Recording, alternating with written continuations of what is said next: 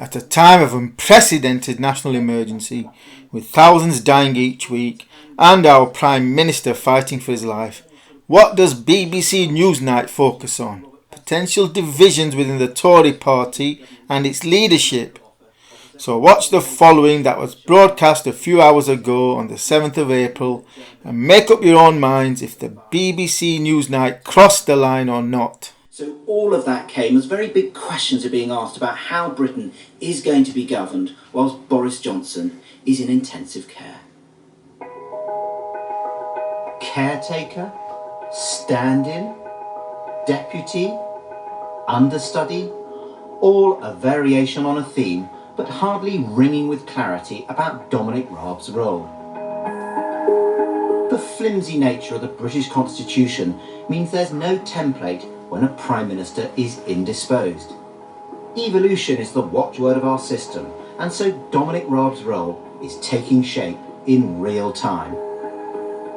Shortly before he was admitted to intensive care last night, Boris Johnson issued instructions that as First Secretary of State, Dominic Raab would deputise for him.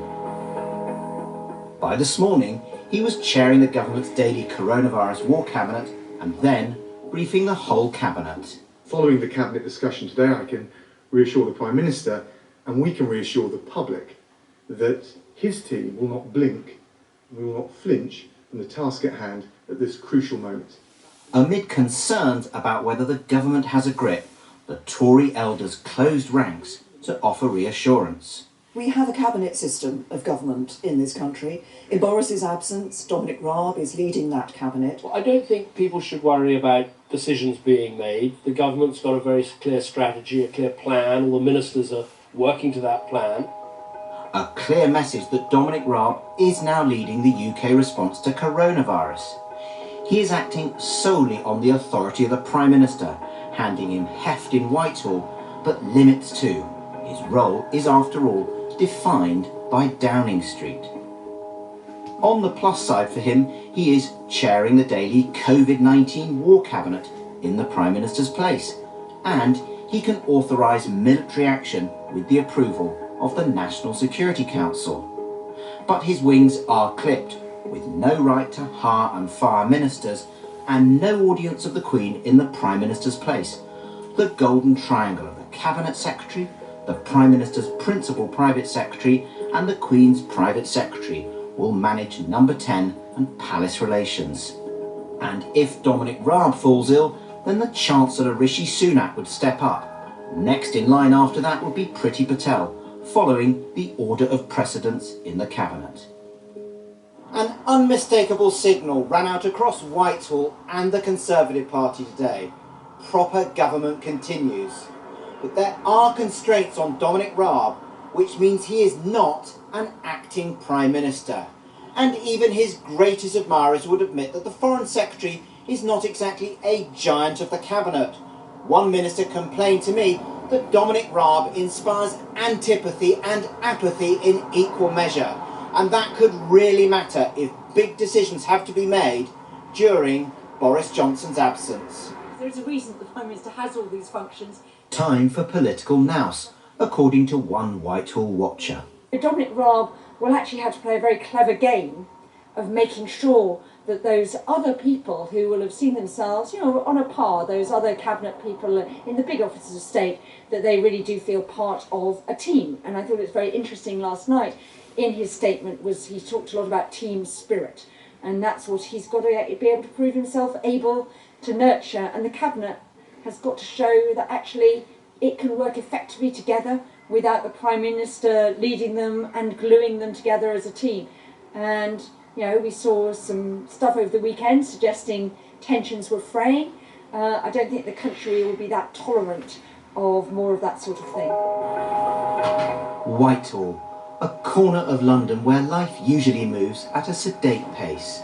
But rapid change is in the air after coronavirus struck at the heart of government.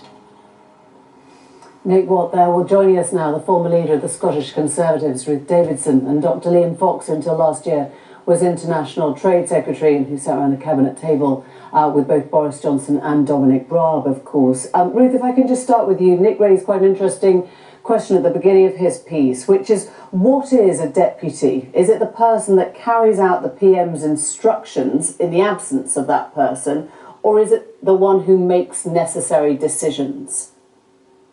Well, I think it was laid out pretty clearly, and I have to say, I think Nick Watt is a fantastic political correspondent, but I thought his use of pejorative language in that was pretty disgraceful when he said that senior Conservatives have closed ranks. No, they didn't. You had two previous Prime Ministers explaining to the country that we have a cabinet system of government. That means you have a collective responsibility.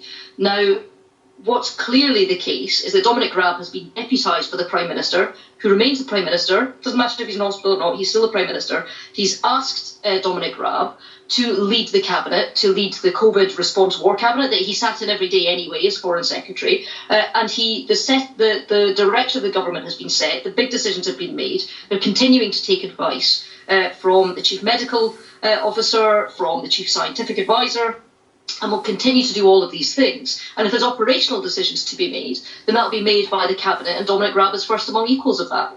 There are big decisions still ahead of us, clearly, not least the whole question of timing in terms of how we start to emerge. And I know that's something that Cabinet ministers have been talking to Tomorrow's Times about.